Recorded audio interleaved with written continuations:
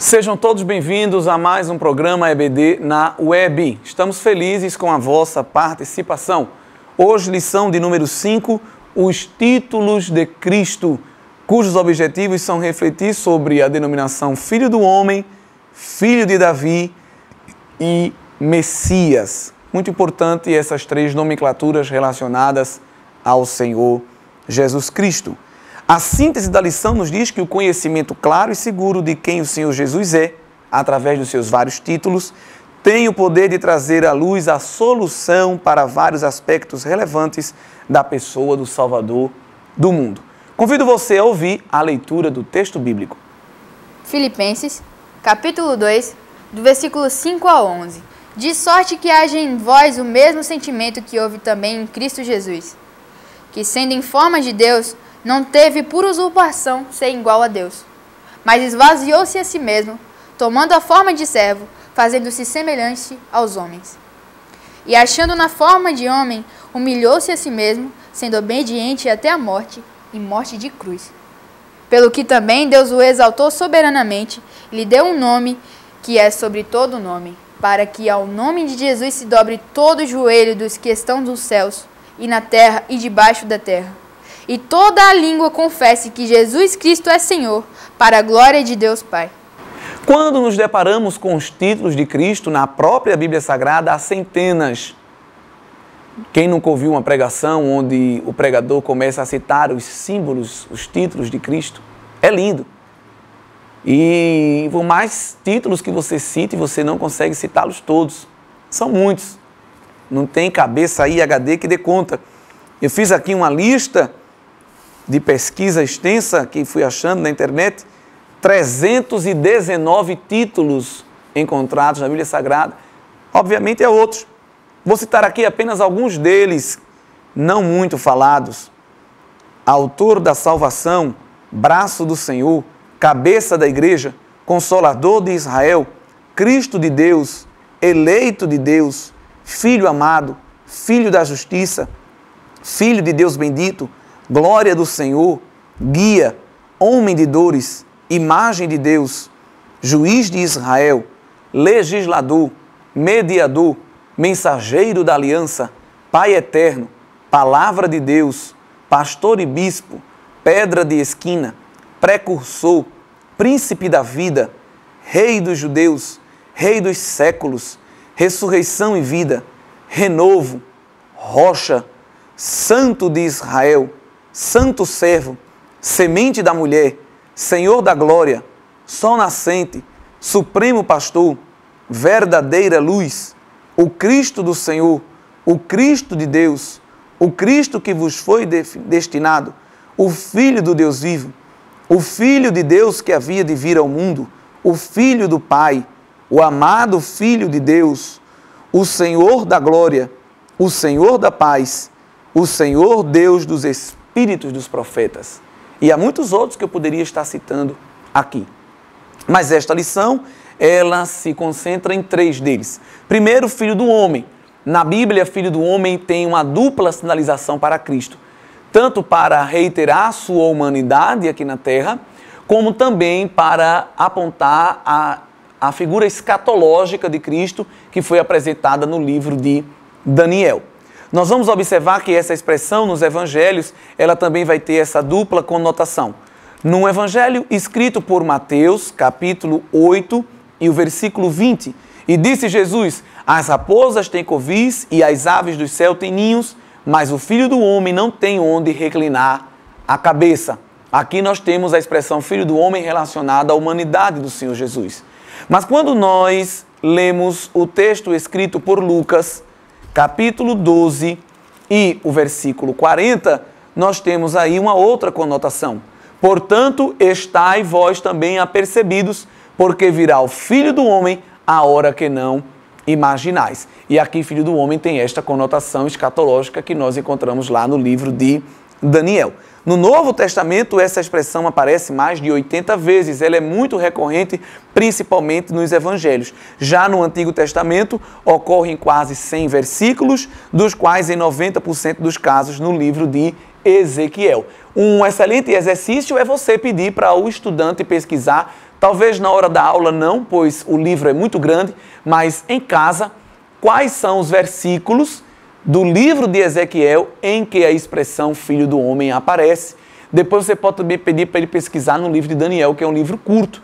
E aí fica uma excelente pesquisa. E hoje, com o Google, com as ferramentas de Bíblia Online, isso fica muito fácil. Também você pode passar para ele essa pesquisa no Novo Testamento.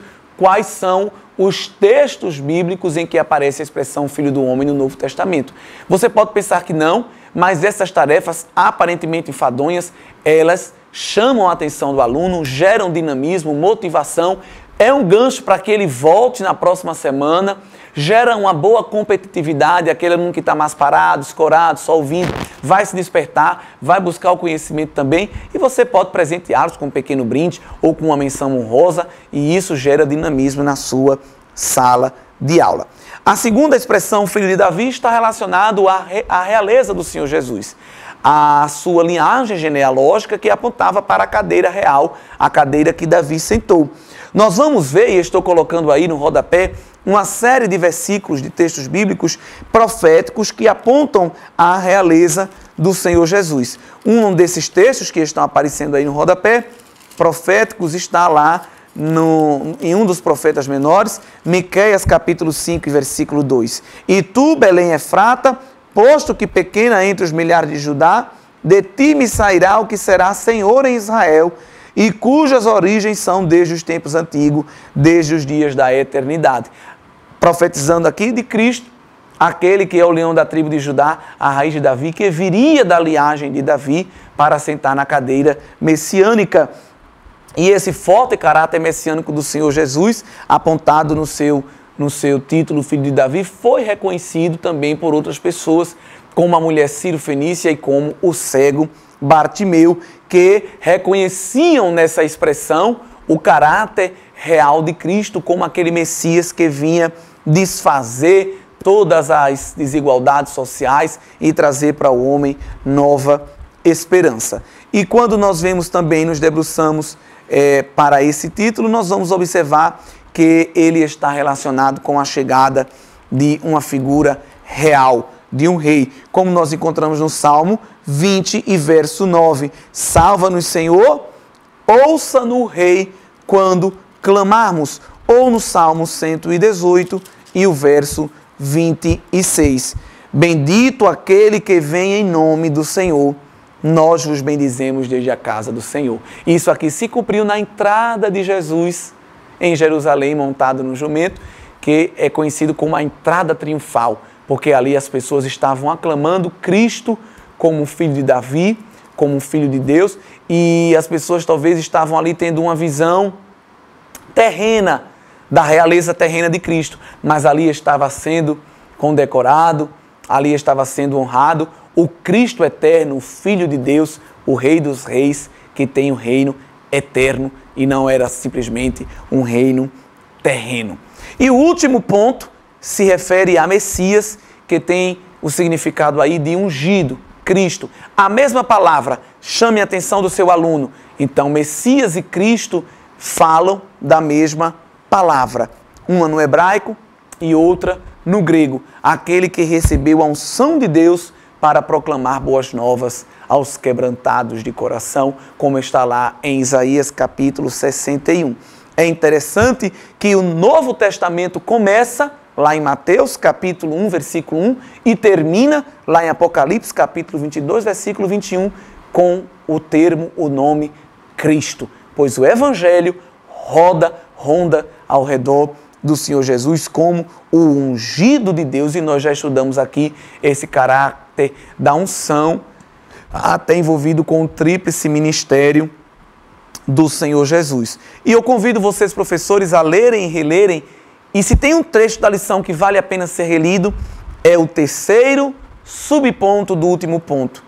O último ponto é Messias, e o terceiro subponto é quem é Jesus para nós hoje.